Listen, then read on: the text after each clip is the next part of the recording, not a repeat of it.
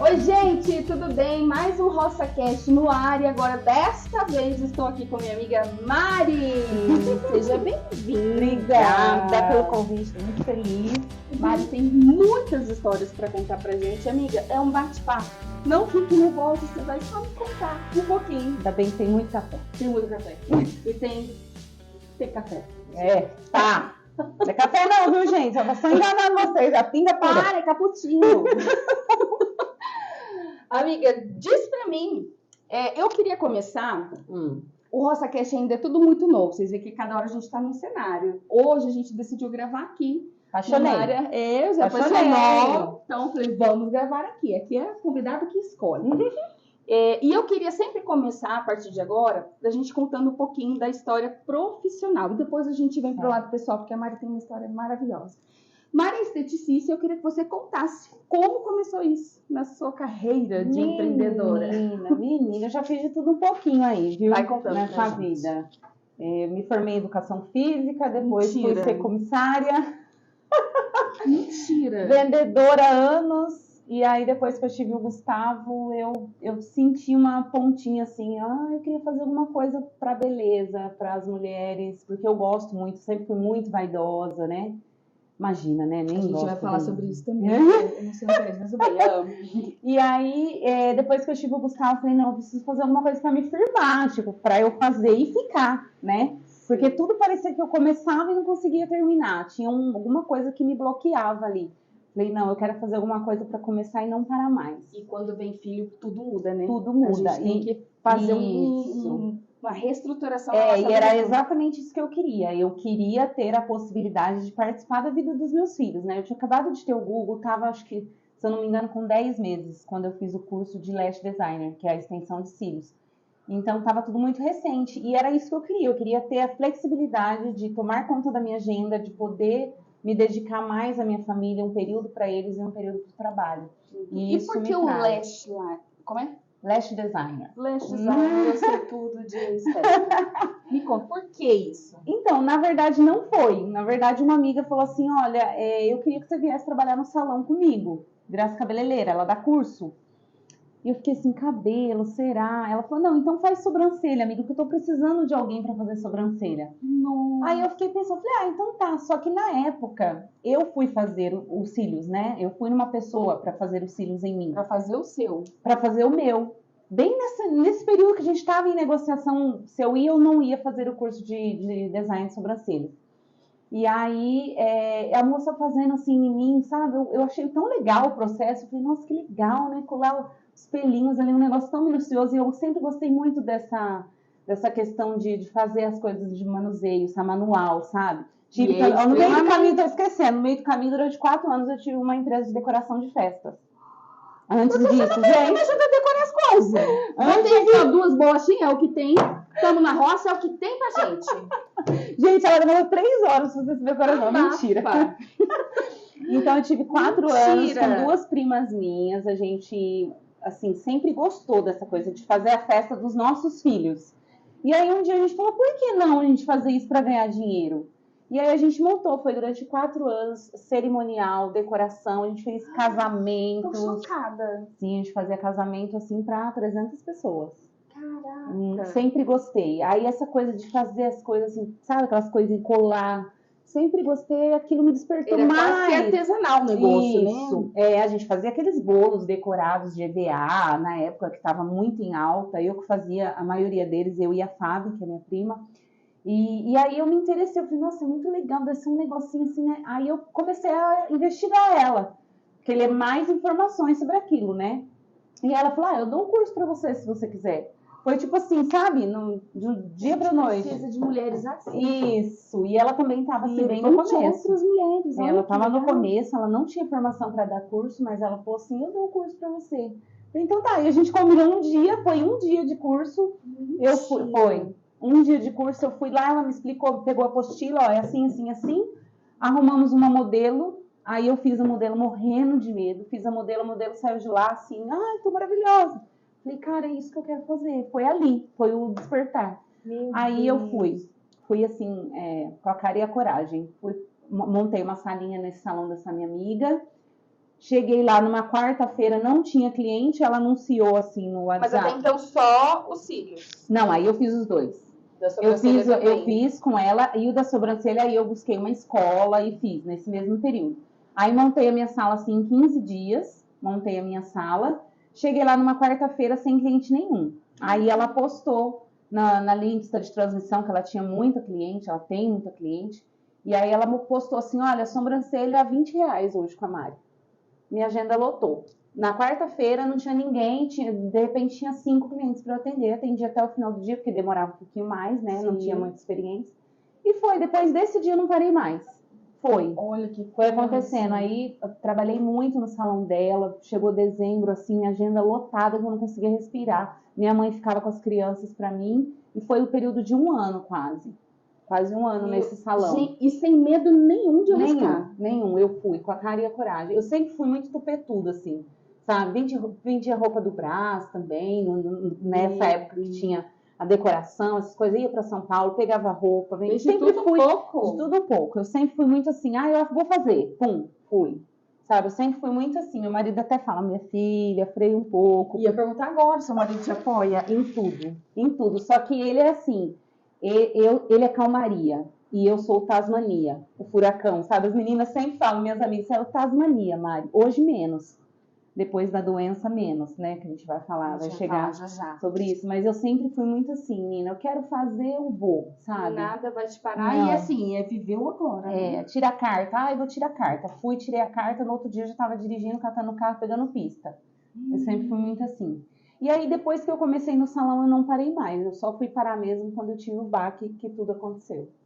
Nesse meio tempo aí de aprendizado que você teve acho que mais a questão dos olhos, né? Assim, eu vi algumas fotos suas, a gente depois entra no Instagram da Mari, vou deixar tudo aqui para vocês. Mas eu vi assim que você fazia algumas combinações de cores de roupas que eram um pouco pesadas, assim, né? Depois eu vi agora, assim, tudo muito branquinho, tudo muito clean.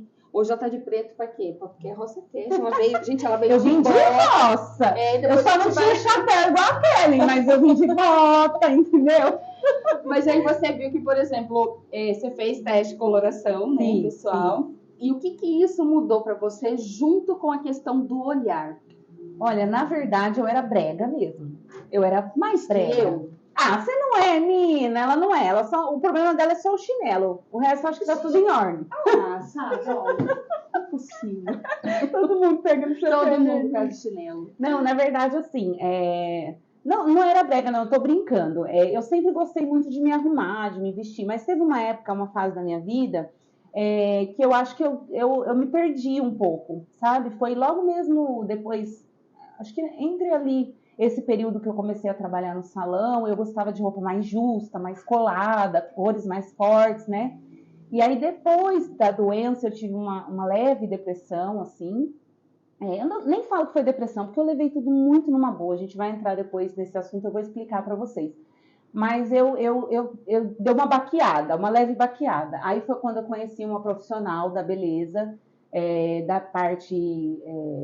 como que fala? De estilo, né? De imagem e estilo, uma profissional maravilhosa que é minha amiga. Tá uma delícia essa bolachinha, creque.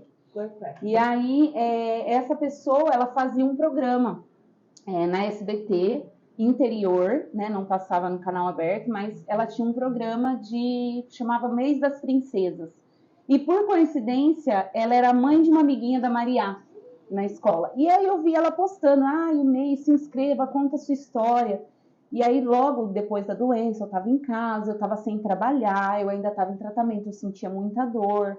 Aí eu falei, quer saber, eu vou mandar. Vamos ver se ela vai me escolher. Não já tem, não já tem. Aí chamei ela no WhatsApp, porque ela postou no status do WhatsApp, chamei ela no WhatsApp e falei, viu, eu queria participar desse negócio aí. Ela já conhecia a minha história por causa da filha dela.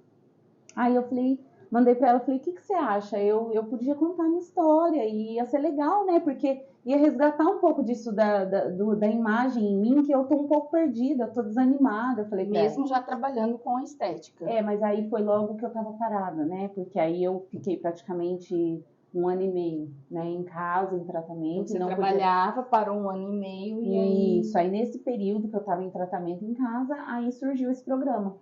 Aí eu mandei para ela, ela falou, no mês que vem é sua história. Ela falou, não quero saber, independente de quem já se inscreveu, eu quero você porque eu conheço sua história, eu sei que vai ser forte, ela falou. E aí eu fui, e foi assim, maravilhoso, eu conheci profissionais maravilhosas, além de cuidar, né, de toda a parte estética, teve um profissional em específico que ele era um terapeuta, só que ele trabalhava de uma forma diferente. Ele trabalhava com essas questões de hipnose, de você voltar no seu passado, de você reestruturar a sua mente. Isso tudo fazia parte desse programa do Dia de Princesa. Você ganhava 5 sessões com ele. O nome dele é Andrew Rosa. Eu falo que ele é o meu salvador, um doce. Não quer fazer de novo, gente? Vai que de repente tem uma vaga para mim. Eu já falei para ela que ela podia fazer. Eu acho. É maravilhoso, era muito bacana, assim. Além da minha história, teve outras que foram muito legais, assim, que eu acompanhei. E aí, esse Andrew, ele nos tratamentos, né? Eu cheguei lá, gente, ele fala até hoje, eu cheguei lá, uma pessoa e saí outra. Porque foi em conjunto, né? Tinha a Val que estava cuidando, né, da parte de roupa, cabelo, tudo, e ele veio na parte emocional. Então ele falava assim, o que você está esperando para voltar? Ele falou, você sente um pouco de dor, mas você está tomando remédio. Você está andando, você está fazendo tudo. Por que não voltar? Mas eu tinha um medo muito grande, porque na minha cabeça... paralisava, né? O medo era assim, e se eu voltar de novo e a doença voltar? E se eu tiver que parar de novo, eu não vou aguentar. Minha cabeça era isso. E aí, o IC, gente, quanto IC na nossa vida. Hoje eu não tenho mais o IC, mas nessa época eu baquei bastante. E aí ele falava, não, você tem potencial para isso. E a mulher dele, que atendia no mesmo lugar, era lash design. Olha como Deus faz as coisas. Isso, e ela dava curso, e ela fazia mentoria, ela é maravilhosa. Hoje ela tá lá em cima, ela tá bombando. E aí ele falou assim, olha, vamos fazer o seguinte, você vai conversar com a minha mulher, e ela vai ter um curso na semana que vem, e aí você vem junto como staff, né, que é ajudante, e você participe e ajuda ela, e aí você já vai dar um startzinho. E aí eu fui, minha filha, foi dali pra frente. Eu fui e falei, cara, é isso que eu quero fazer da minha vida, eu quero dar curso, quero voltar a trabalhar, quero dar curso. Aí foi quando eu comecei, aí abri meu estúdio, aí comecei a voltar com os atendimentos, comecei a dar curso, e as coisas começaram a acontecer. Aí e você dá curso ainda hoje? Dou, uma próxima turma agora em julho. Próxima turma, eu e minha equipe, a gente já está organizando tudo. Ontem mesmo eu tive reunião, a gente vai lançar a turma agora de julho, assim, com condições inacreditáveis, e além disso, assim, não vai ser simplesmente um curso. Porque a minha ideia, o que eu sinto, Nina, hoje, depois de tudo que eu passei, que a minha missão de vida é transbordar na vida das pessoas. Então, eu não quero só dar um curso. Eu quero que nesse curso elas saiam de lá prontas, porque eu apanhei muito. Para eu chegar onde eu cheguei, eu fiz um curso simples e depois eu tive que me aprimorar. E muita coisa eu não sabia onde comprava material, eu não sabia como começar, o que comprar. Então, as entrelinhas, né? As entrelinhas. Não sabe, né? Então, quando eu fui preparar o meu curso, eu falei, não, eu quero que elas tenham uma bagagem completa. A gente ensina posicionamento de imagem, imagem e estilo também. Então, assim, elas vão sair de lá prontas. Além disso, eu dou até o material para elas iniciarem já. Então, elas já saem lá. Sabe o que eu falo? Tem que sair de lá treinando na mãe, na tia, na avó, na prima. E, de repente, elas investem num curso e depois não tem o dinheiro para comprar o material. Esse curso, assim, que você vai dar, são para várias pessoas? Várias. Montar uma sala ou seria tipo uma mentoria? Não, uma sala mesmo, para várias meninas. Tenho pessoas que vão me ajudar no dia. Olha, gente, a oportunidade aí. Exatamente. Eu quero que elas saiam de lá prontas para enfrentar o mercado de trabalho. Vai sair, além de sair uma profissional, vai transformar vidas. Transformar vidas. Porque eu tô aqui, eu acordo e me olho no espelho e falo, gente, que cilhuda. Que coisa você. Gente, olha, não, é real isso, né, Nina? Às vezes ela chega para fazer manutenção, ela fala, meu Deus, eu não aguento esse cisco, tudo, não sei o quê. Aí quando você faz, tudo cai, mas quando você faz, gente, dá uma revigorada. E pior, tem uma coisa que é pior, gente, o negócio de fazer é viciante. Porque quando você tá sem, parece que tá doente, né? Parece que tá faltando alguma coisa. Sim, as clientes que fazem e que se adaptam, né? Porque tem muitas que acontece de fazer e não se adaptar, e às vezes não ter tempo de ficar e de fazer a manutenção, acontece. Mas 99,9% das pessoas que fazem nunca mais conseguem ficar sem. Porque é a praticidade mesmo. A gente tem uma vida frenética. Total, né? E eu tenho uma coisa que eu não sei se eu já te contei, eu tenho com sobrancelha. Eu detesto mexer na sobrancelha. Eu passei 40 anos sem mexer na minha sobrancelha. E aí eu perdi uma aposta com uma amiga que se ela deixasse de comer as unhas, eu faria. Olha isso. Eu faria minha sobrancelha. Vou pegar ela. Perdi a aposta e falei, vou ter que mexer. E aí, fiz. E aí, acho que você foi numa outra oportunidade, mas você fez com cera. Foi. Eu amei. Eu faço com cera e depois eu finalizo com a pinça, né? Termino de finalizar o desenho. Você vai tirar com caminhão atrapalhando. Não sei se vai sair no microfone, mas enfim. Quando ela vai tirar com a pinça, já tá tudo adormecidinho por conta da cera. Eu achei sensacional. E eu procuro sempre, Nina, uma das coisas que eu acho muito importante, que eu sempre falo para as meninas, sempre busque o melhor material para suas clientes. Então, assim, a cera, a gente tem N ceras no mercado. E aí eu busco uma cera que é menos, que a cliente vai sentir menos dor, que ela é indolor. Então, assim, sempre os cílios eu procuro mais levinho. Às vezes você vai pagar um pouco mais caro, mas a sensação para sua cliente vai ser mais confortável. Eu não tenho sensação de cílio pesado, aquela coisa que isso, eu sempre tem uma novidade também que ela fez, gente. Já tá fazendo cílios marrom. Cílios marrom. Para as loirinhas. Fica extremamente tá super natural. Tá super em alta os cílios marrom. Na verdade, já tinha há bastante tempo, eu né? Eu nunca tinha ouvido falar. Já tinha bastante tempo, mas agora que tá assim, que estourou mesmo aqui no Brasil os cílios marrom. Ficou sensacional. As meninas que eu vi que colocaram ficaram. Fica lindo para quem é mais. E aliás, a gente tem uma maca lá que a gente vai e dorme. Só que eu não consigo parar de falar, né, amiga? A gente tá junto, a gente não para de falar. Então eu não durmo, mas a maca é maravilhosa. A maioria dorme, que aí a gente coloca o ar-condicionado mais geladinho, por causa da cola, que precisa ser mais geladinho. Põe uma cobertinha, quem que resiste? A mãe de família que não dorme há dias. A primeira vez que me falaram assim, vem fazer cílios. Eu imagino, gente, eu sei, na cozinha o dia inteiro, de touca. Não atrapalha, né, Nina? Não atrapalha. Não, mas aí a moça falou assim pra mim, você vai ficar em torno de 1 hora e meia deitada. Eu falei, vou. É o momento. É o momento que a gente descansa, descansão. E faz terapia, nosso, né, Nina? Faz terapia. E elas pensam que elas vão lá e fazem terapia, mas na verdade quem faz terapia sou eu, porque além de fazer o que eu gosto ali, a gente conversa, a gente conhece a história de vida. E é tão prazeroso, né, Nina, a gente conversar. Eu e a Nina, a gente há pouco tempo, né, que a gente tem esse contato, né, Nina? Foi através da Kelly. Mas a gente conversa tanto, é tão bom. Eu já conheço bastante da vida dela e ela já conhece bastante da minha também. Ela fala muito. Eu falei, gente, mas com a história de vida dela, eu falei, a gente tem que vir pra esse RoçaCast e contar pra gente. É muita coisa. Ixi, eu acho que ia levar dias aqui pra eu contar tudo, mas a gente vai dar uma enxugada. Me fala assim, então, antes da gente entrar neste assunto, me fala aí sobre o maridão, como é que vocês se conheceram? Ixi, 21 anos atrás, na verdade 22 anos atrás. Não, acho que é mais, amiga. É que Será? 21 que a gente tá junto, mas na verdade ele era irmão da minha melhor amiga. Cuidado com os amigos. Irmão das amigas são perigosos. Ele era irmão da minha amiga, que a gente estudava junto, né? A gente estava, acho que no 2º ano no colegial. E, nossa, eu sinto velha falando assim, né? Colegial, agora não é, gente. Ensino médio. E aí, a gente, na verdade, a irmã dele nem gostava de mim, a gente nem se conversava na sala. E um dia teve um show na Adler, acho que era um show na Adler. Aí ela sentou. Mais um pouco de tempo. Aí teve um show.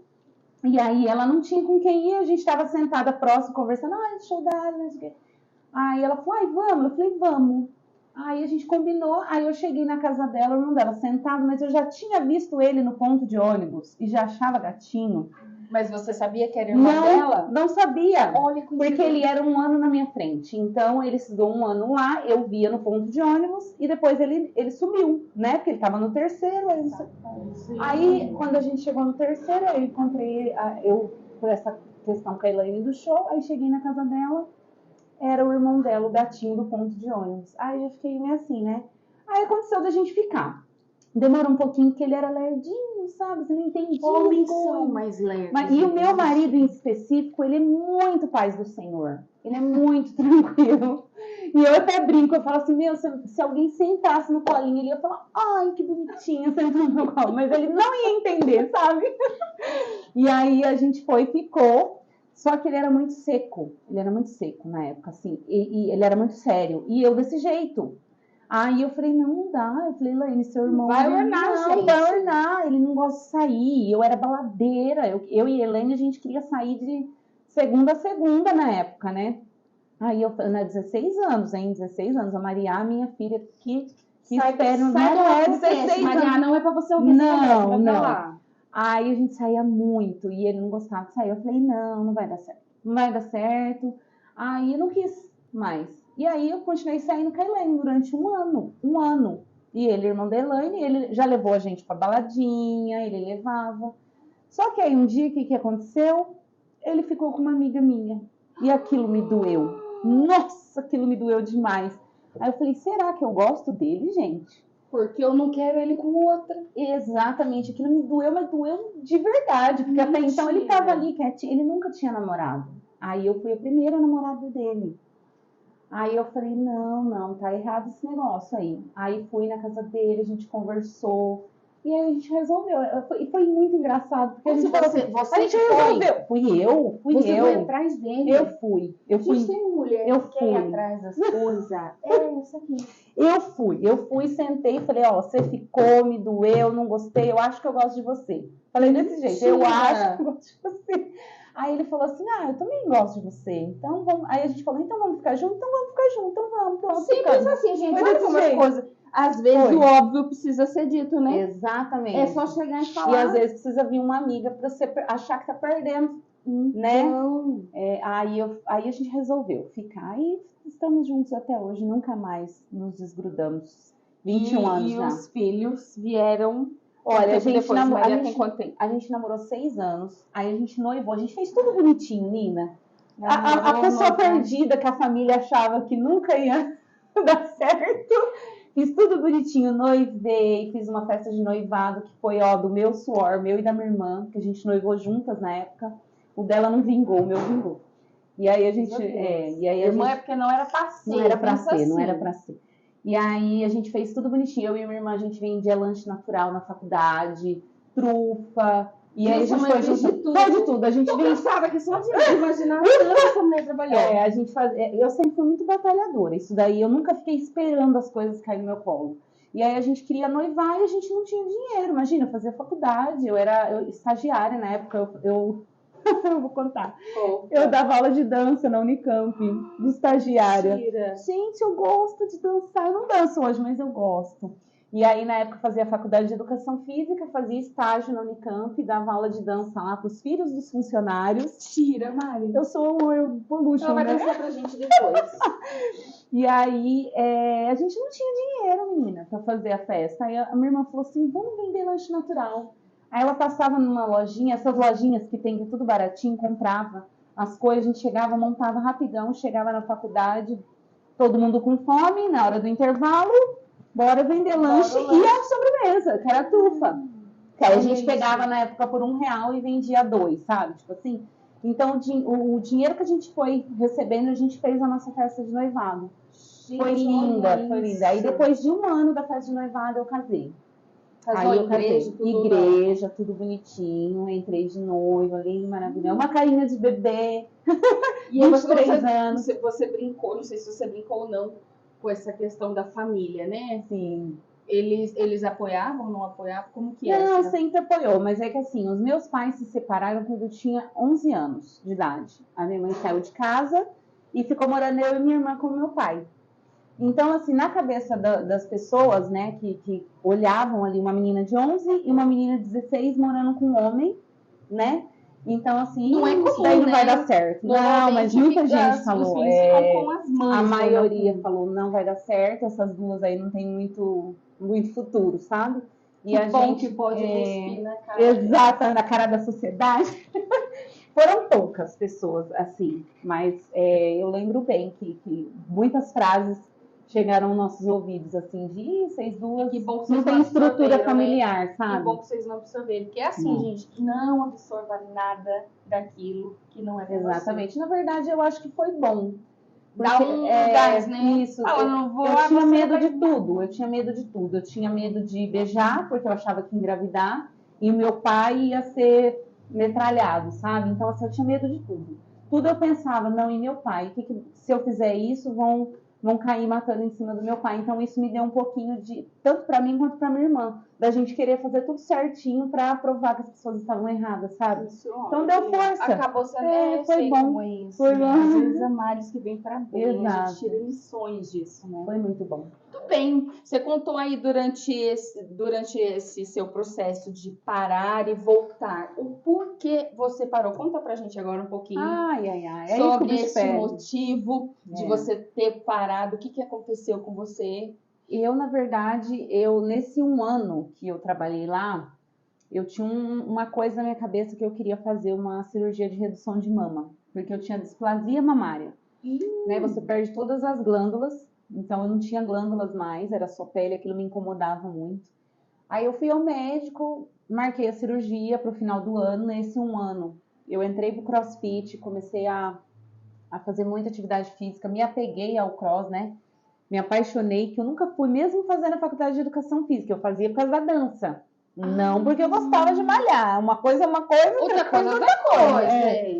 E aí eu nunca gostei de academia. E, né, desanimada, aí minha cunhada falou, Mari, vai no cross que você vai gostar. Porque o cross é assim, ou você ama ou você odeia. Eu nunca fiz, você acredita? Se você Essa é a única coisa na vida que eu ainda não fiz. É muito bom, assim, foi onde eu me encontrei. Eu falei, cara, é muito bom, assim, porque eu não gosto muito de rotina. Eu sou aquariana, né, aventureira. Então não vai. Então não vai, é aquele negócio de ficar assim, sabe, no aparelho todo dia a mesma coisa, aquilo não descia. Aí no cross é diferente, é cada dia uma coisa, você nunca sabe o que te espera. Você chega lá, pode ser que seja um treino leve, ou pode ser... montam o treino. Eles que montam, então você chega lá e pode ser que você saia morrida, né? Então aí eu me apeguei, gostei. Aí nesse 1 ano emagreci 15 quilos para fazer a cirurgia. Porque aí o médico falou, emagrece o que você quer emagrecer, que aí a gente vai tirar tudo, né? E aí fui felizona, né? Falei, nossa, me organizei. Em janeiro o salão fechava. 15 dias. Eu falei, 15 dias que eu vou me afastar. Por conta de férias. Férias. A gente geralmente em janeiro, né? Do dia 31 de dezembro, aí geralmente fechava 15 dias, voltava no dia 15 de janeiro. A maioria eu acho que faz, assim, tem esse período no começo do ano, né? Porque dezembro trabalha muito, né? Aí eu organizei tudo na minha cabeça. Eu falei, eu vou fazer a cirurgia no dia 7 de janeiro. Eu faço a cirurgia, eu vou ficar aí 15 dias afastada, depois eu volto a trabalhar, como se nada tivesse acontecido, né? Porque a recuperação é rápida, tudo. Aí fiz com prótese, redução com prótese. Aí fiz a cirurgia, foi um sucesso. 8 dias depois, eu tive uma crise respiratória muito grave, tive um desmaio até, porque eu não conseguia respirar. Fui para o hospital e estava com embolia pulmonar. Vai ouvindo. Vai, senta que lá vem a história. Aí, vai ouvindo. Senta que lá vem a história. Embolia pulmonar. Cheguei, já me internaram. Foi assim, muito grave mesmo. Qual a sensação que você tinha de falta de ar? Da morte. Mas vou morrer. Fisicamente, assim, o que você sentia? Era uma dor que vinha das costas pro peito. Olha, eu bati no microfone. É uma dor que vinha das costas pro peito e você tem essa deficiência de puxar o ar. A dor nas costas é insuportável. Eu tomei 3 doses de morfina e não resolveu. Não resolvia, era uma dor, eu gritava a noite inteira de dor, não tinha o que fazer mais. O máximo que eles podiam dar era morfina, né? E entrou com antibiótico para tratar a embolia pulmonar. Aí o médico chegou e falou, a única opção que a gente tem é te entubar, colocar você para dormir. E aí eu falei, eu quero. Falei, pode entubar, porque eu não aguentava mais, eu estava no meu limite, eu estava há mais de 15 horas com muita dor. E eu achava que eu ia morrer, eu falei, eu vou morrer. E aí eu queria que aquilo passasse. E meu marido do lado falou, jamais, não vai entubar, porque minha sogra tinha acabado de falecer. Fazia 3 meses. 3? Não, ela faleceu em setembro. Isso foi quando? Janeiro. De que ano? Então foi de 2019. 2019. Não, 2020, perdão. Na pandemia? Foi. Minha sogra faleceu em 2019 e meu sobrinho também. Foi um caos. Meu sobrinho faleceu depois de 3 meses. a minha sogra faleceu, e aí depois de 2, 3 meses em janeiro, aconteceu tudo isso comigo. Foi assim, um turbilhão de coisas na nossa família. E aí, como ele tinha acabado de perder minha sogra, e foi esse processo de entubou e não voltou mais, ele falou, não vai entubar ela. Eu falei, eu quero, e eu tenho mano, e ele não. Aí o médico falou, então a gente vai colocar você para dormir. Aí me deram um sedativo, que eu fiquei mais calminha, porque eu tava num nível de estresse muito grande, eu queria que aquilo passasse, eu só chorava, era uma dor insuportável, Nina, era uma dor assim que não sei nem explicar. E aí eles me acalmaram com esse sedativo, me levaram para UTI, aí eu fiquei 8 dias na UTI. UTI sedada. Assim, com essa medicação que me deixava meia groguezinha assim, para eu conseguir aguentar a dor. E aí, ao longo de 3, 4 dias, essa dor foi amenizando, mas ela não passava. Era uma dor que ficava nas costas, aquela dor constante nas costas, porque ali a gente acha que já estava meio que engatilhando para a doença que veio depois. Né? Porque aí eu tive alta do hospital, fui para casa e comecei a fazer a fisioterapia respiratória. Porque é um processo longo, de 6 meses de fisioterapia respiratória que você tem que fazer pós uma embolia. Toma o anticoagulante durante 6 meses, eu tomei, na verdade, durante 1 ano. E aí eu estava em casa, já estava melhorando, já estava conseguindo voltar a andar. Aí estava nessa questão quase próxima ali da pandemia, né? Porque eu tive alta em fevereiro e a pandemia veio em março.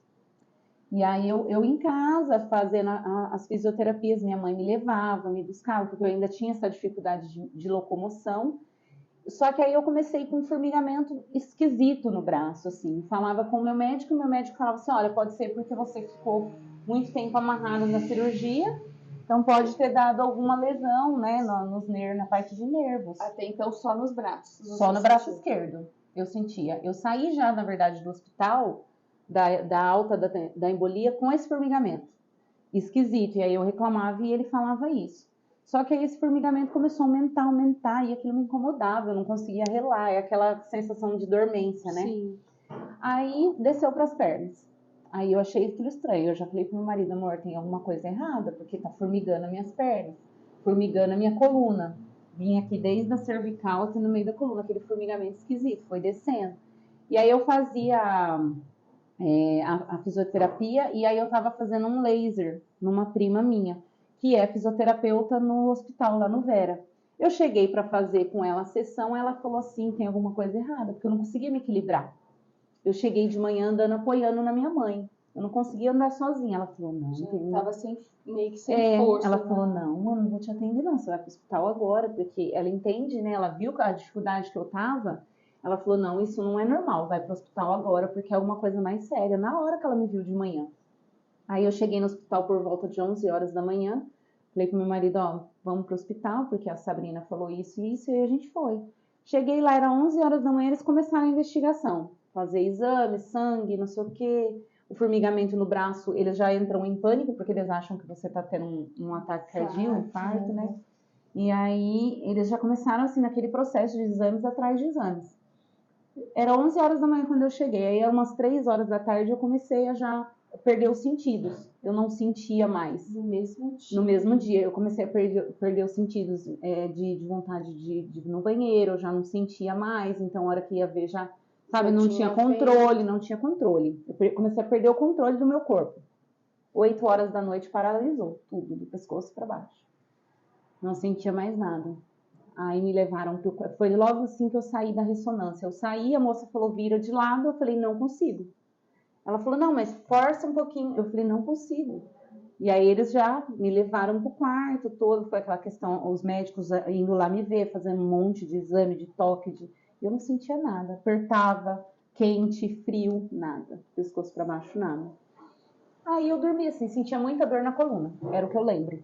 Eu sentia muita, a dor na coluna foi presente durante o tempo todo que eu fiquei no hospital. Meu Deus. Muito forte. Aí no dia seguinte veio o diagnóstico. Neuromielite transversa, um palavrão, que eu nunca tinha ouvido falar. Você está com neuromielite transversa, uma paralisia do pescoço para baixo, a sua é grau 3, é a pior que tem. Foi bem assim. Só que na minha cabeça, eu sou tão assim, eu levo as coisas com tanta tranquilidade, que na minha cabeça eu pensei assim, neuromielite transversa, eu vou fazer uma medicação, né, um antibiótico, vou melhorar e vou embora. Aí ela falou, você vai ficar 7 dias em tratamento com infusão de corticoide na veia. Aí eu falei, tá bom. Eu pensei, eu chorei porque eu pensei assim, vou ficar 7 dias longe dos meus filhos. Foi por isso que eu senti. Mas não pela doença, porque eu falei, tá bom, vamos fazer o tratamento, mas nunca imaginei que era o nível que era aquela doença. Porque eu não fui pesquisar, eu não quis. Mas o meu marido e minha irmã pesquisou. E era só tragédia. Chocou, porque 90% das pessoas não voltam mais a andar. Quando volta, demora 2, 3 anos para começar a sentir os movimentos. E aí eles se desesperaram. Minha mãe falou que por várias vezes chegou em casa, meu marido estava chorando, eles não demonstravam para mim. Né? Mas eu não pensava nisso, eu não pesquisava, eu só falava assim, Senhor, coloca no meu caminho o tratamento necessário para que eu fique bem e para que eu volte para minha família. Era só isso que eu pensava. Então eu levei com muita tranquilidade, com muita leveza, sabe? Você ficou tetraplégica. Tetraplégica, isso. Aí no hospital eu fiquei um período de quase 30 dias. Internada. 7, então. Não. 7 foi da medicação. 7 foi da medicação que não fez nem cosquinha. Não deu resultado nenhum. Aí os médicos falaram, olha, a gente vai então intervir com uma outra medicação. Aí veio com outro tratamento que chama plasmaférese. É igual a hemodiálise. Sim. Eles drenavam o plasma do meu sangue e devolvia o sangue limpo, né? Retirava o plasma para ele refazer e reconstruir a coluna, essa inflamação extensa que tinha. Aí eu fui melhorando. E durante esses 30 dias, como é que foi você no hospital? Continuava assim, no começo tudo bem, vou fazer o tratamento, o tratamento, vou para casa e sinto aí pelos 7 dias longe dos filhos. E aí, conforme o tempo foi passando? Então, aí foi passando, eu tinha muito na minha cabeça que aquilo não era meu. Eu pensava, essa doença não é minha, ela não vai permanecer em mim. E eu tinha certeza que eu ia sair dali do hospital andando. Eu tinha certeza absoluta. Tanto que no dia que veio o diagnóstico, não fica emocionada não, senão eu fico também. No dia Como que não fica, gente, com uma história dessa? No dia que veio o diagnóstico... Bebe, Pati. Bebe água, tintim. Tintim. Mas assim, ó, pra descer. No dia que veio o diagnóstico, eu falei pro médico, até brinquei, que eu sou muito brincalhona, eu tinha quase uma prendingitina. Eu falei pro médico assim, doutor, eu não sei o que vocês vão aprontar aí não, mas eu quero pular o carnaval na minha casa. Eu falei brincando, quero pular o carnaval na minha casa, quero nem saber. E eu falava isso o tempo todo, vou pular o carnaval na minha casa, hein? Vocês aceleram esses processos aí de medicação. E eu tive alta no dia 27 de fevereiro, no dia do carnaval. Na terça-feira de carnaval, eu tava indo embora pra minha casa. Olha isso. Eu cheguei na minha casa por volta de 11 horas. Você foi de cadeira de rodas? Jamais, não fui. Não fui. Você foi andando pra sua casa? Eu fui andando, porque aí o médico falou pro meu marido, olha, ou você compra ou você aluga uma cadeira de rodas, porque ela não volta a andar mais. Ele falou com essas palavras pro meu marido, mas ele não me contou. E também não adiantava ele contar, porque eu não ia acreditar. Não quero. Eu entrava no banho, Nina, eu falo que o banho lá pra mim era o meu momento com Deus. Eu entrava no banho e eu sentia que no banho Deus estava jogando no ralo aquela doença. E aí eu pedia muito nas minhas orações. Eu falava, Senhor, leve embora essa doença, porque eu preciso voltar para minha família. O Gustavo estava com 1 ano e 5 meses na época. E eu falava, eu preciso voltar para ajudar meu marido a criar meus filhos. E aí eu sentia isso, que ele estava me limpando, que ele estava jogando. E aí quando o médico falou isso, eu falei pro fisioterapeuta, eu falei assim, olha, você me traz o... chorando um minutinho. Eu falei assim, você me traz o andador, porque eu quero tentar andar no andador. Aí ele falou assim, mas você não vai conseguir andar no andador, porque as minhas pernas não sentia nada. Depois da plasmaférese, eu comecei a conseguir catar o controle remoto, tem até uns vídeos. Se você quiser, eu mando para você postar. Eu conseguia catar o controle remoto, pôr daqui para cá, sabe? O braço, eu comecei a conseguir movimentar. Eu falei, então, se eu tô com força no braço, eu apoio no andador e arrasto a minha perna. Eu falei, assim eu vou fazer. Aí eles trouxeram, no primeiro dia veio 2, assim, morrendo de medo de eu cair. Aí eu fui andando no corredor com o andador. Recusando andar de cadeira de rodas. Falei, não vou. Eu andava no hospital. Sim, de cadeira de rodas. Não pode, né? Não deixa. Eu andava, até porque eles não sabiam que eu conseguiria. Sim. né? Então, a minha irmã que me levava, minha irmã ficou o tempo todo, minha irmã é meu anjo da guarda, ficou o tempo todo, ela não ia para casa nem para tomar banho, para comer, para nada. Ela falava pro meu marido, ó, traz roupa assim, assim, assim, o marido dela traz roupa assim, assim, assim, e ela ficou o tempo todo do meu lado. Meu marido ia trabalhar e minha mãe ficava com as crianças, buscava na escola, tudo. Aí o Gu teve um período que ele não conseguia mais ir para creche, ele começou a se recusar a ficar, ele começou a ter febre, aí ele levava para o hospital, não tinha nada, era a minha ausência. Aí a gente conseguiu que os enfermeiros liberassem quando estava com 15 dias para ele entrar. Aí ele entrou, foi muito engraçado, ele sentou no meu colo, ele não abriu a boca, ele não falou nada, ele tinha 1 ano e meio, ele era muito tagarela, ele começou a falar muito cedo. Ele sentou no meu colo, só pôs a mão assim e ficou assim, desse jeitinho. Ele não abriu a boca, sabe? Ele foi ali, eu acho que ali que foi aquele momento, era isso que eu queria minha mãe, sabe? E aquilo me deu aquela força, aquele gás, sabe? Pra conseguir continuar. Isso foi com 15 dias que eu tava no hospital. Aquilo me restaurou, me renovou, sabe? Gente. Ai, Nina! É que a gente é mãe, né? A gente, quando fala de filhos, é muito complicado. E aí aquilo me deu um gazão. Aí quando esse dia que eu fui de andador, o hospital parou. Aí tem um vídeo de eu andando assim no corredor, as enfermeiras todas olhando assim. E no final, quando eu cheguei no final do corredor, todo mundo bateu palma porque ninguém esperava. O médico falou que quando eu diagnostiquei essa doença, eu tinha 34 anos. E ele falava assim, uma menina nova, com filhos pequenos, e não vai voltar mais a andar. Porque ele falou, não, no dia que ele me deu alta, ele falou assim, quando você chegou, a gente falou, ela não vai andar mais. Te dando já uma sentença, né? Porque não tem, né? Não tinha casos igual o meu, não tinha. Tanto que a gente pesquisava, não tinha. Hoje mesmo, eu tenho um canal no YouTube que eu conto a minha história, e eu deixei meu telefone lá. E as pessoas que têm a doença, ou que tem alguém na família da doença, entra em contato comigo e fala, Mari, eu vi seu vídeo, foi assim uma esperança para minha mãe, foi uma esperança para mim, porque não tem casos igual o meu, Nina, de pouco tempo a pessoa voltar a andar. Mas a palavra final é de Deus, né? Isso, e foi o que o médico me falou. Ele falou, hoje eu estou te dando alta, quando você chegou a gente falou, você não vai andar mais. Então, se você acredita em Deus, foi Deus que te curou. O médico, eles não acreditam muito, né? Ele falou, se você acredita em Deus, foi a sua fé que te curou. E eles falam, né? Quando você tem uma doença e te dão um diagnóstico, é 50% a sua cabeça. O outro 50% é o tratamento. Porque se você não tiver a cabeça boa, se você se entregar, você não volta, não. E aí eu descobri lá no hospital a minha fé. Porque eu sempre fui criada na igreja, né? Minha família sempre foi muito católica, praticante, ia todos os domingos à missa, se reunia para rezar o terço, sempre foram muito religiosos, a minha família. E eu tinha isso em mim já. Só que lá eu descobri uma fé que eu não imaginava. Eu sempre achei que eu fosse uma mulher de pouca fé. Sabe? Eu sempre me diminuí muito perante Deus. E lá eu encontrei de verdade, assim, eu tive meu momento com Deus, eu tive várias experiências dentro do hospital que eu sentia a presença de Deus do meu lado, eu sentia o Espírito Santo ali, sabe? Então, eu acredito muito que ali eu tive uma proximidade com ele que eu não tive a minha vida inteira. E ali eu mudei a minha vida da água para o vinho, meu pensamento, virei a chavinha. Porque antes eu acho que isso que eu brinco com você de falar que eu sempre fui muito agitada, que as meninas falam que eu sou Tasmania, e realmente eu estava deixando isso interferir na minha vida, sabe? Eu estava sempre pensando assim, o que eu vou fazer no final de semana que vem, aonde a gente vai, que festa que a gente vai, sabe assim? Muito pensando naquilo que eu iria fazer. Hoje eu vivo mais o hoje, sabe? Eu quero estar ali com a minha família, eu quero sentar. Isso, exatamente. Eu quero assistir um filme com a minha família, eu quero fazer coisas com eles. Às vezes eu e o Guga, a gente se pega pensando assim, vamos fazer alguma coisa só nós dois?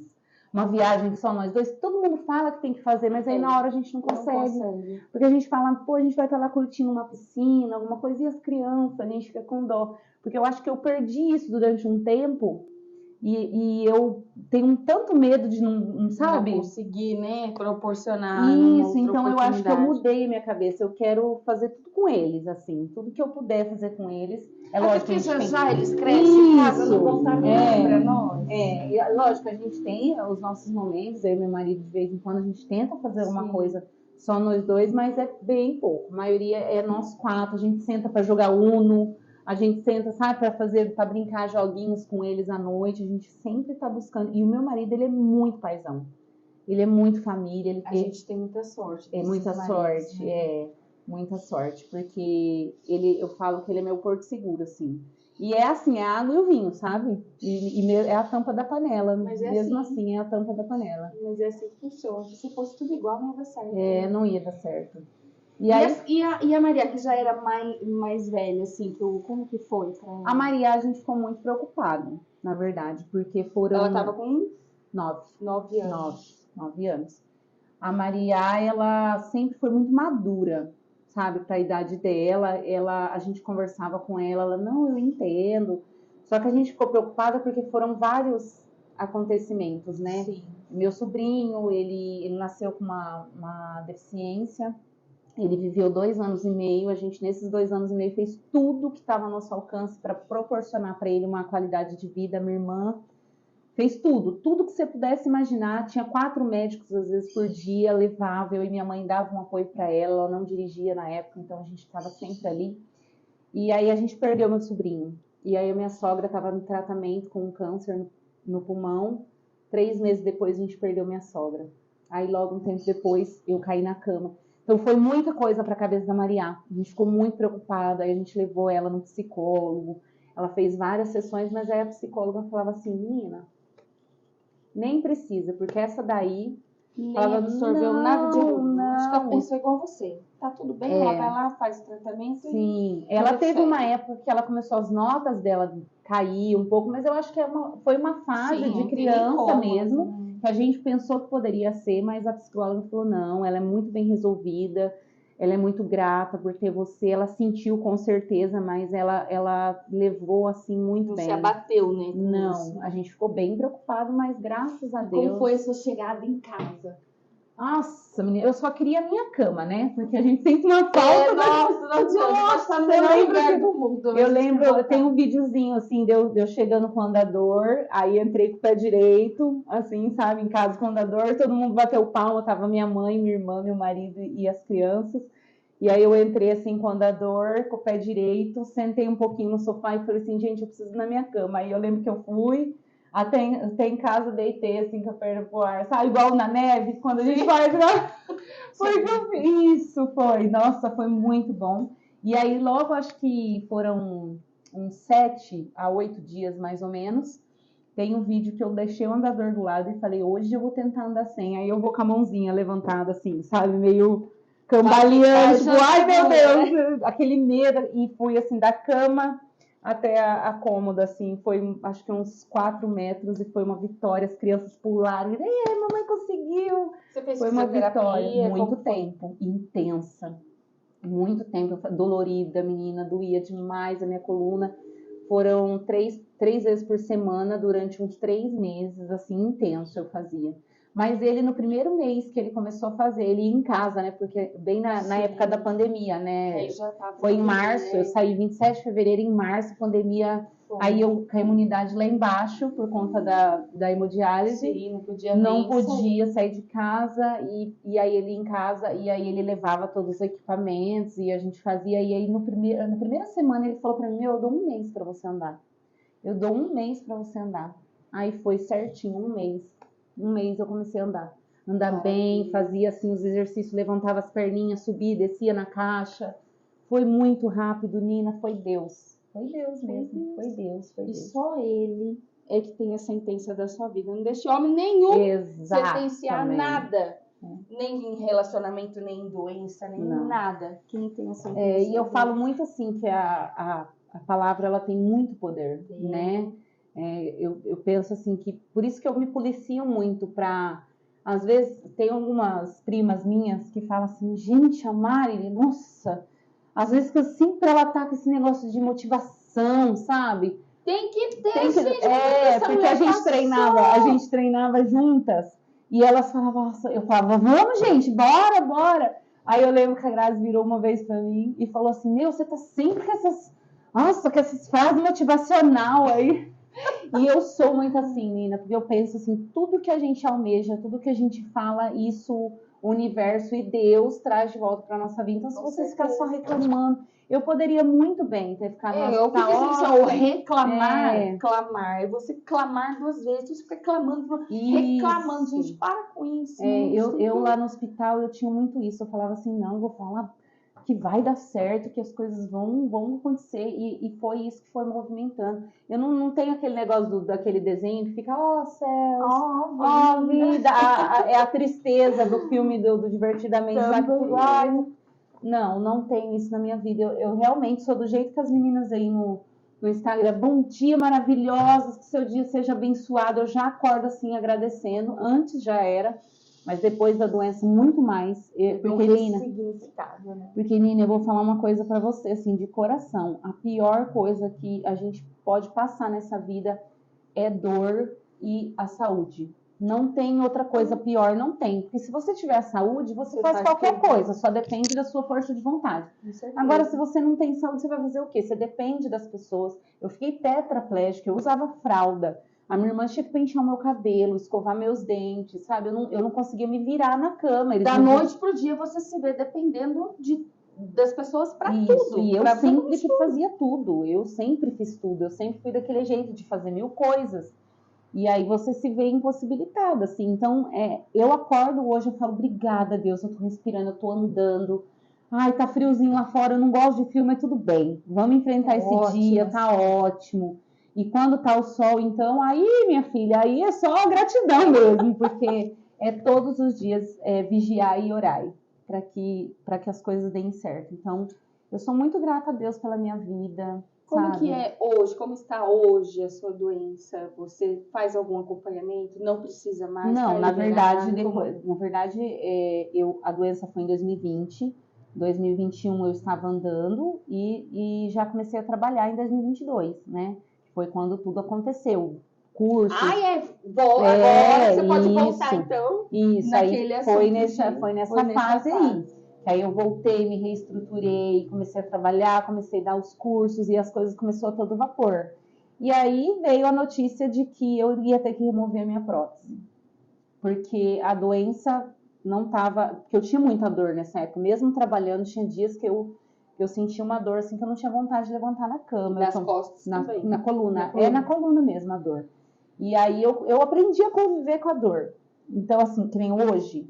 O que eu tenho hoje de sequela é a dor, que eu tenho que tomar pregabalina. Eu tomo a maior dose que tem à noite e de manhã, todos os dias. E a pregabalina, ela dá um sono danado. Mas em mim, eu acho que eu não deixo, sabe? Eu acho que eu não quero! Não dá sono.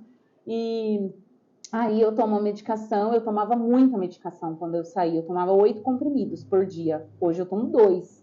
Né, que é o pregabalina, à noite e de manhã. Então tá ótimo pra mim. Ele é pra dor, exclusivamente pra dor. Eu já tentei desmamar dessa medicação, mas eu não consigo ainda. Eu sinto muita dor na coluna.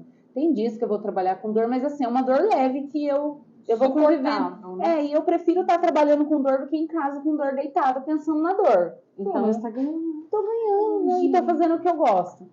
E eu tenho um formigamento nesse braço, que é o tempo todo, desde quando eu descobri esse formigamento. É igual quando a gente formigamento aqui no Cisco é um trabalho tão minucioso, né? Isso, mas eu convivo com ele aqui, às vezes eu sinto que assim, durante o dia, conforme eu tô fazendo as coisas, eu não sinto tanto, mas na hora de dormir eu sinto, porque é a hora que eu paro pra pensar, né? Que é a hora que você para e você vai lembrar da dor, então, da dor e do formigamento. Mas eu aprendi a conviver com isso, então de sequela é isso que eu tenho. Só que aí, em 2022, eu estava trabalhando a todo vapor, aí veio a notícia, porque eu comecei com essa dor na mama, a gente foi investigar, eu fui para São Paulo, numa médica especialista que fazia retirada de prótese, ela fez um exame 3D em mim e tinha uma vermelhidão, assim, enorme, que vinha da coluna para a mama. Nossa. Era como se fosse uma coisa conectada com a outra que não estava dando certo ali. Aí veio a notícia que a gente tinha que tirar. Eu paguei mais caro para tirar do que para botar, minha filha. Aí tive que tirar. Então. Aí tive que tirar, aí veio a recuperação, tudo. Mas aí tirei, foi muito tranquilo. Foi muito rápida a recuperação e aquela dor sumiu, cessou, graças a Deus.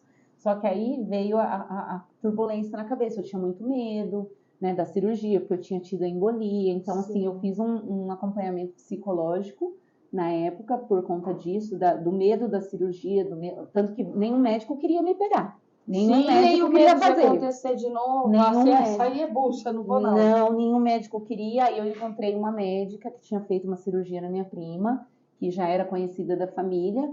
Aí ela pediu, ela pediu um monte de exame, ela pediu para o meu médico assinar um termo de que eu poderia fazer a cirurgia, tanto o médico do neuro, que cuida de mim até hoje, e também o médico que tratava a questão da embolia pulmonar. Os dois tiveram que fazer uma carta falando, autorizando que eu poderia fazer. Aí eu fiz a cirurgia e depois foi tranquilo. Aí só o ano passado, o ano retrasado, na verdade, finalzinho, que aí a doença ameaçou voltar de novo, mais uma vez. Aí formigamento nas pernas, nos braços. Eu falo que eu sou um Transformers, filho. Um Transformers, porque olha... Aí ameaçou voltar e foi quando ele entrou com a quimioterapia. Aí a cada 6 meses, eu já fiz 4 sessões. Não, acho que foi a quinta sessão agora, há uns 4 meses uma atrás. a cada 6 meses Uma a cada 6 meses. Uma a cada 6 meses. Geralmente eu interno, eu fico 5 dias tomando pulsoterapia de corticoide. No 6º dia faz a quimio e no 7º fica em observação para ver se dá reação ou não. Aí toma antialérgico, um monte de coisa, antes faz uma preparação, né? Então são 7 dias internada no hospital a cada 6 meses. O próximo agora é em agosto. Eu falo, mas gente, eu tô feliz da vida, nem ligo. Tá, que maravilhosa. Nem ligo, vamos fazer quimioterapia, vamos lá. Lógico. Se for isso que tiver que me manter andando, eu tô feliz, assim. É lógico, eu tenho algumas,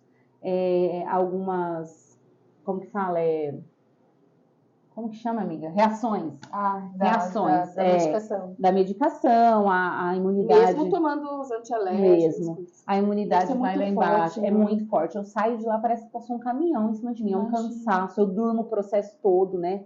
É muito cansativo, assim. Você sente que, imagina, é uma bomba de medicação, né? Então, eu saio de lá bem cansada. É uns 2 dias que dura aquele cansaço, Parece que você tá com preguiça de fazer tudo, mas não é, da quimio, E depois acabou, e depois eu continuo bem. Então, segue a vida. Segue a vida, então nem ligo. Voltou até a fazer atividade física. Voltei pro cross, meu médico liberou, tô feliz da vida. Vou aparecer lá. Olha, eu falar pra vocês que eu já tenho preguiçosa. Essa semana eu não fui, essa semana eu dei sabe? Eu vou lá semana que vem, parecer surpresa com você onde é.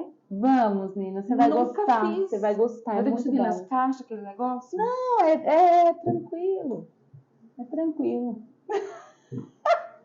Não, eu vou falar a verdade pra você. Vamos botar as verdades na mesa. É assim. Tem um tal do burpee lá, que se você fizer, ou você ama ou você odeia. Igual o próximo. Se tiver o burpee no primeiro dia, eu acho que você não volta mais. Mas se ele não tiver... A gente faz burpee no...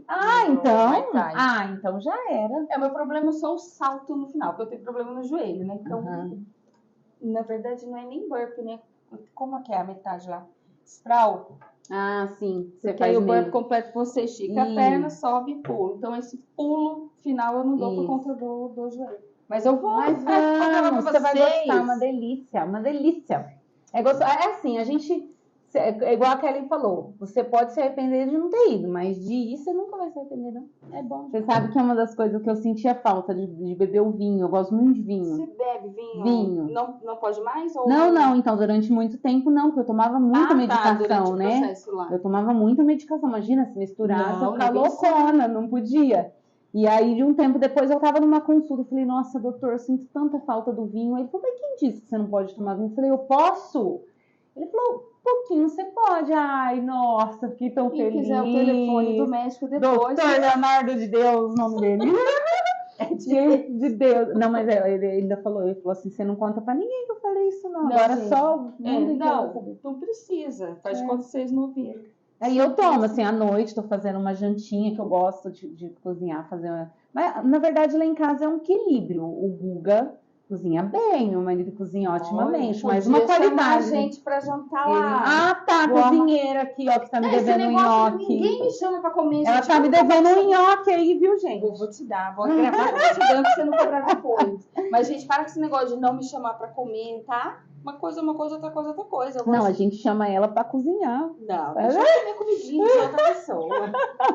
Não, então, mas aí eu gosto. Aí eu às vezes tô cozinhando lá. Agora, na verdade, eu tô me policiando pra cozinhar mais, porque eu gosto, mas como a vida da gente é muito corrida e a gente às vezes muito cansada, Aí eu cheguei em casa com aquela preguiça, sabe? Sei como. Mas agora eu tô me policiando. Ontem mesmo eu cheguei em casa e meu marido tinha feito um capelete maravilhoso. Meu marido, você é um anjo. Um anjo de Deus. As crianças estavam tomando banho, sabe? Olha Uma isso. bênção.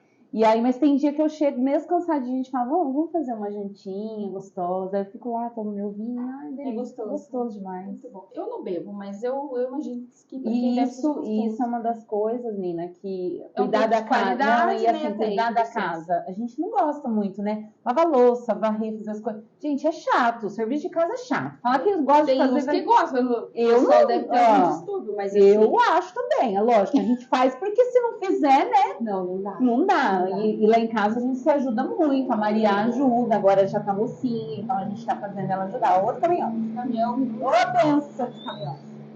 Aí a gente divide um pouquinho, mas isso foi uma das coisas que lá no hospital eu falei pro meu marido. Eu falei assim, amor, quando eu tava totalmente paralisada, menina, eu sentia uma necessidade lá no hospital. Eu falava, eu queria cozinhar, eu queria fazer coisa na minha casa, sabe? Era uma coisa doida, martelar na minha cabeça. Eu falava, e agora? Como que eu vou fazer?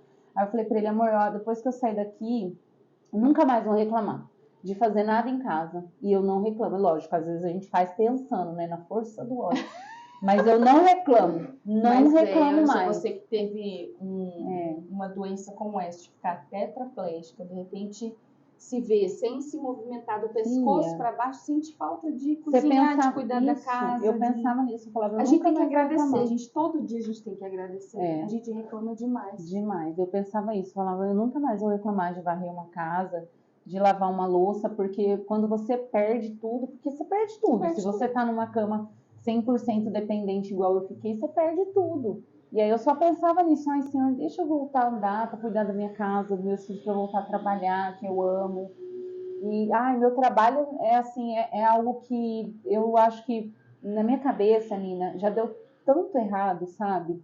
Não é que deu errado por eu não fazer ou pelas coisas não acontecer. Deu errado por conta de tudo que eu passei. Sim. E agora eu tô numa fase assim que eu só peço para Deus para que dê certo. Porque eu falo assim, Senhor, já deu tudo que tinha que dar de errado. Agora deixa eu voar, sabe? Deixa fluir. E força de vontade eu tenho.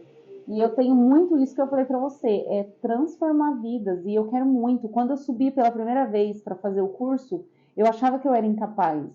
E o Andrew falava para mim, vai, você consegue, você fala no Instagram, você tem jeito. Mas eu tinha medo. Aí quando eu peguei a minha primeira turma, foram 4 meninas. Lá no salão mesmo ainda. Eu nem tinha aberto meu estúdio ainda. Eu peguei 4 meninas. E quando eu comecei a ministrar o curso para elas, eu senti que parecia que eu fazia aquilo a vida inteira. Olha, eu senti assim, um prazer tão grande no final entregando o certificado para elas. Eu falei, olha, elas vão começar uma profissão porque eu passei meu conhecimento para frente. Aquilo, eu me descobri ali. Eu falei, é isso que eu quero. É o que eu sempre falo para as pessoas assim, quando a gente divide, principalmente o nosso conhecimento, as coisas se multiplicam para nós. Sim, né? sim. É tão bom isso, a gente vê as pessoas. Eu tenho meus mentorados também na marmitaria e é tão bom, tão legal ver. Eles me mandam foto das primeiras marmitas, aí você vê a evolução, é tão gostoso saber. Eu não perco isso, sim. Mesmo depois do curso, eu dou todo amparo para elas no WhatsApp, sabe? Também. Muito, eu acho muito importante. Eu tenho uma aluna que... É um elo que vai ser pra sempre, elo. Eu tenho uma aluna que há 3 anos atrás, quando eu comecei, 2 anos, na verdade, eu dei o curso para ela, e aí a semana passada ela me mandou, ela falou, Mari, eu dei um tempo, eu fiquei muito tempo afastada, e ela teve uns problemas também, ela falou, eu queria voltar agora, só que eu tô com medo. Aí eu falei para ela, não, então vamos fazer o seguinte, eu vou marcar um dia aqui, você vem aqui, você acompanha os meus atendimentos, que ali eu já vou te dando dicas, e aí no final do dia a gente marca uma modelo para você fazer. Olha, então, assim, legal. Porque ela precisa resgatar isso. Sim. E quando eu vendi o curso para ela, eu falei para ela que eu ia dar o suporte para ela enquanto ela precisasse. Então, agora 2 anos depois ela tá precisando e eu vou dar toda a força que ela precisar. Olha, que legal. Eu vou para 3 perguntinhas. Ai, meu Deus. Antes da gente ir para os encerramentos. Essas perguntas aí que eu tava com medo. Não, coisa suave. Fala para mim, assim, um sonho que você tem que você ainda não realizou e você gostaria de realizar. Um sonho? Eu queria fazer um evento para muitas mulheres, assim, tipo, muitas que eu falo é de, tipo, 30, 50, sabe? Aonde nesse evento seria um evento de 2 dias, que iria transformar a vida delas, tanto profissionalmente quanto espírito, corpo, mente, tudo que tiver possível, sabe? Não sozinha, com vários profissionais, cada um no seu ramo, ensinando um pouquinho para elas, sabe? Que aí elas vão sair de lá preparadas para enfrentar qualquer coisa, sabe? Transformadas para enfrentar qualquer coisa, tanto na vida pessoal quanto no profissional. Hoje é o meu maior sonho, profissional. Agora, familiar, a gente O que te falta para realizar isso? O que me falta? Na verdade, assim, depois que eu voltei, Nina, depois que eu voltei agora dessa última vez, eu tô sentindo que as coisas estão acontecendo muito rápido. Mais rápido do que eu imaginei. Parece, sabe assim, que Deus está movendo tudo assim ao meu favor.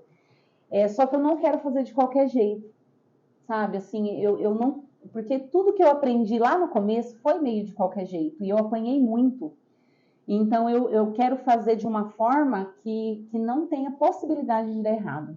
Então, por isso que eu falei, eu estou fazendo reuniões com a minha equipe. Quando eu falo minha equipe, não é uma equipe que trabalha comigo ali diariamente. São profissionais que vão me ajudar a realizar esse sonho. Então, assim, em julho agora a gente lança a primeira turma, né, de Lash Designer, que eu falei. E dessa primeira turma vão vir outras, eu acredito. Só que nesse meio caminho...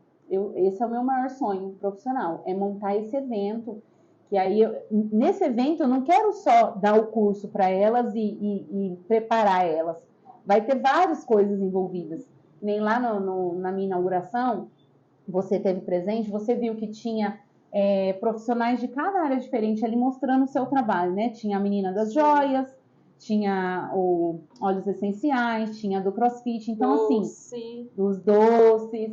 E aí eu queria isso. A gente vai ter um evento voltado para o curso, né? E aí nos intervalos ter um hall na entrada onde vai ter vários os apoiadores. Os apoiadores, mas assim, eu quero fazer para ajudar mesmo, sabe? Tanto que aí eu pretendo falar, olha, você que tem uma microempresa ou que está começando agora, que precisa, né, divulgar o seu trabalho, e aí eu quero trazer essas pessoas junto comigo, sabe? Vou até aproveitar aqui, é uma coisa que eu não falei pra ninguém ainda, vou começar agora em junho, e esse podcast, a gente tá gravando aqui, hoje é maio, mas esse podcast vai estar em junho, e já aproveitar, deixar um convite pra você. Calma que ainda tem mais 2 perguntas, mas eu queria deixar um convite pra você. Esse é um tipo de evento muito parecido com o que eu vou fazer, não divulguei pra ninguém ainda, no dia 14 de dezembro. E eu gostaria de contar com você nesse evento. Peraí que eu vou pegar meu celular, vou pôr na minha agenda. Pera lá. Dia 14 de dezembro vai ser um evento grandioso também, pelo que estamos correndo aí atrás das coisas, vai ser um dia todinho, né? Das 8 da manhã às 5 ou 6 da tarde. E eu gostaria muito que você estivesse neste evento palestrando.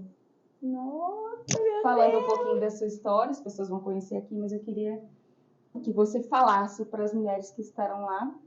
Então, vou deixar aqui o convite. Você pensa e depois a gente vai falar mais. Já vou me comprometer aqui, ó, já com todo mundo. Não é assim, meu Comigo filho, não tem, não. Imagina, vou pensar o que? Bora. Falou bora, a gente bora. Bora, a gente bora. Então, depois dos bastidores a gente conversa sobre isso. Vamos lá. Segunda perguntinha. Você tem hoje, eu acho que não, mas você tem algum medo? Medo? Meu maior medo é a doença voltar.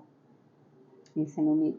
Mas não vai do resto, não vai. Eu sei que não vai, mas assim, lá no fundinho, sabe? Bem escondidinho. Porque como ela ameaçou voltar depois e a gente, com os exames, descobriu que é uma doença autoimune, não tem cura. Então, assim, eu não sei até quando que eu tenho que fazer a quimio. É autoimune, não tem cura. E quem tem essa doença já nasce com ela. Você pode desenvolver ou não.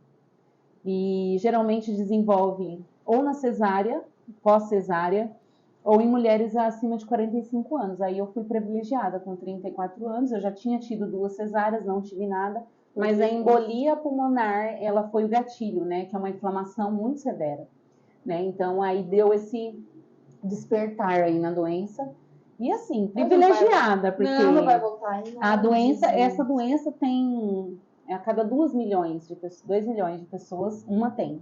E aí eu fui. Ninguém deu um número, por exemplo, da Mega Sena. Então, e aí ser pela segunda vez novamente, então gente. Exatamente. Eu quero usar o raio não cai no mesmo lugar, cai. Então, eu acho que o meu maior medo é isso, porque é o que eu falei, a saúde. Gente, se eu estiver bem, você falar pra mim, vamos fazer tal coisa, uma coisa mirabolante. Se for ao meu alcance, eu vou fazer. Eu sou muito assim. E o meu marido pega um pouco no meu pé por conta disso, porque eu quero abraçar o mundo, sabe? Eu quero ajudar as pessoas. Eu quero fazer tudo pelas pessoas. Eu tenho aquele probleminha seu de aceitação, sabe? Das pessoas fazer por mim. Ainda mais que eu fiquei muito dependente. Então, eu quero tudo eu fazer, sabe? E ele fala assim, mas por que você se comprometeu de fazer isso? O dia vai ter que ter 70 horas. Exatamente, ele fala, por quê? As pessoas não vão fazer por você isso que você está fazendo por elas, mas eu falo para ele, mas eu sou assim. Eu falo, eu sou assim, eu quero fazer, eu me sinto bem em fazer, sabe? E aí ele briga um pouco comigo, ele fala, para de abraçar o mundo. Não briga com ela, deixa ela. Mas que coisa. Ele pega no meu pé, porque ele já é mais tranquilão, né? Eu já não sou assim, o que a gente vai fazer amanhã com as crianças? Semana que vem tem feriado, vamos fazer alguma coisa com as crianças? Eu sou muito assim, ele fala, meu Deus, eu quero chegar em casa, ficar na caixa do nada, sabe? Ficar na caixinha do nada. É desse jeito. Mas eu gosto de ser assim. É bom, porque um equilibra o outro, né? Então, quem é hoje, quem é Mari Freitas? Quem é? Eu acho que eu sou uma mulher muito batalhadora, uma mulher muito bem resolvida na minha vida, muito bem posicionada com o que eu quero, diferente daquela lá atrás, que eu falei que fez uma coisa, fez outra, fez tudo e largou tudo pela metade. Hoje, tudo que eu pego para fazer, eu não quero parar, enquanto eu não conseguir resolver, sabe? Eu sou muito bem resolvida e eu, assim, sou muito comprometida com as minhas coisas. Eu sou muito. Se eu falar para você que vou chegar aqui 10 horas, eu me desespero se eu não tiver aqui 10 horas para cumprir. Eu sou muito de palavra, sabe? Para mim, palavra não tem curva, não. Eu sou muito de palavra. De que palavra eu sou muito. E aí, eu acho que hoje eu sou uma mulher muito família, porque eu e o Guga, a gente passou muitas coisas nesses últimos anos, muitas mesmo, porque a gente sabe, casamento não é fácil, criar os filhos não é fácil. Não é problema financeiro, não, que eu falo a gente educar mesmo, a gente ensinar o certo e o errado. Hoje eles têm tudo na palma da mão, né? E rápido. Tudo que é bom e tudo que é ruim. Infelizmente. Então, assim, é muito difícil a gente criar. Então, assim, eu e o Guga, a gente é muito família. Eu sinto que hoje eu sou muito mais mãezona do que eu era antes, sabe? Por tudo que a gente passou mesmo. Muito bem. E tô aí na busca, filha. Você quer deixar algum recado para as mulheres que estão assistindo a gente? Com certeza. E o homem também assiste, manda um recado para todo mundo. Eu acho que no geral, né? Pode olhar. Vou olhar bem nos olhos. Não, o que eu queria dizer é assim, que às vezes a gente coloca empecilhos na nossa vida de que a gente não é capaz, né? Eu era muito assim, eu me diminuía muito em relação às outras pessoas, eu sempre olhava as pessoas no Instagram, eu falava assim, eu queria tanto ser, e o que me faltava para ser? Eu me decidi e consegui. Então, eu ensino muito isso para as meninas no meu curso, eu falo assim, você é capaz de qualquer coisa que você queira fazer, desde que você tenha força de vontade para fazer isso, desde que você não coloque empecilhos, porque o ser humano já é da gente, né? Já é da gente querer colocar empecilhos, estudar. Eu queria tanto procrastinar, né? Eu queria tanto fazer aquilo, eu queria tanto. Mas o que te impede de fazer isso?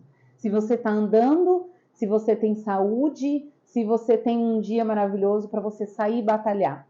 Então, só depende de você. Então, o recado que eu deixo é: não deixe as pessoas dizer o que você é, o que você vai ser, o que você pode fazer. Porque se você tem vontade de fazer, realizar aquilo, só depende de você falar, vou fazer e ir lá e fazer. Era isso mesmo. É isso. Ô, gente, ela ficou de me mandar alguns vídeos, mas eu queria fazer diferente, amiga. Eu queria que você passasse aqui para eles a sua rede social, a sua página no YouTube, seu canal no YouTube, para vocês conhecerem. Porque assim, a gente aqui é um bate-papo, qualquer coisa, né? É legal acompanhar a Mari realmente todos os dias no Instagram todos. Então, um dia que ela não tá linda, maravilhosa, bom dia, maravilhosa, se mostrar lá em cima. Acompanhar um pouquinho o trabalho dela. E lá a gente também fazer os cílios, a sobrancelha. Agora, mulherada, tem que se cuidar. Tem cappuccino. Quando você marca, ela vai lá e escreve o seu nominho, né, na plaquinha. Então, é todo um cuidado. Eu acho que não é só fazer, né? Então, passa pra eles o seu Instagram. Sim, o meu Instagram é @marifreitazofc, de oficial. E no YouTube, o canal, eu acho que eu tenho 4 vídeos lá, Nina. Bem explicativo mesmo, tintim por tintim, de tudo que aconteceu comigo. Um pouquinho mais sobre Mari Freitas com Y, tá? Mari Freitas. E o Instagram, @Mari com Y também, Freitas OFC. E lá, eu tô todo dia lá conversando com vocês, contando algumas coisas do meu dia, mostrando os atendimentos, os antes e depois, deixando a mulherada mais linda. Tem que se cuidar mesmo, menina. Nem que for para ir levar o lixo na rua, mulherada. Eu tô nessa fase de aprendizado. Ela mudou bastante, viu? Depois que ela colocou cílios, eu acho que ela deu uma... Mudou aí um pouquinho. É só o chinelo mesmo, porque do resto eu acho que tá mas ótimo. O chinelo é confortável, sabe? Eu preciso procurar a Val para ver se tem algum estilo com o chinelo. Com certeza ela vai encaixar. Não, mas ela é maravilhosa. Isso aí, ó, brincadeiras à parte. Nina. Meu amor, eu queria agradecer de você ter topado. Não tem nada demais? Não, tem com medo, povo. Só não tem comida. Quem quiser comida que traga, porque eu já tô fazendo um RoçaCast, obrigada por pelo. Mas tem café, bastante café, um balde. Tô brincando. Nina, deixa eu te dar um abraço. Eu queria te agradecer. Obrigada. Eu fiquei muito feliz com o convite, porque eu fiquei muito feliz. Eu fiquei feliz de você vir contar a sua história, contar um pouquinho sobre o que você passou. Essa força que você tem de não desistir, de poder incentivar outras mulheres, que todos nós somos capazes. E eu vou, gente, se vocês quiserem que eu vou contar minha história, eu vou. Eu amo transformar a vida. Então, gente, um beijo. Fiquem com Deus. Até o próximo RoçaCast, que pode ser você. Adeus.